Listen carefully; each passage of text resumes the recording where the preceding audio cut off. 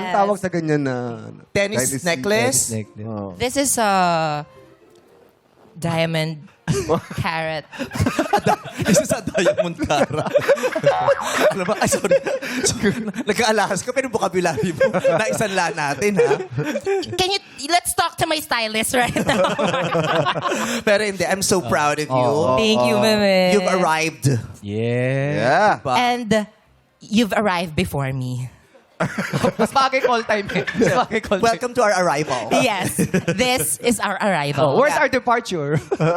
Later, you will depart. Huwag mo na. Oo, pero itong Pag-depart. naka ko naman. Oy, syempre. Speaking of arrival and departure, eto naman talaga para nakipagtsikahan na kay San ano? Kay San Pedro? Kay San Pedro.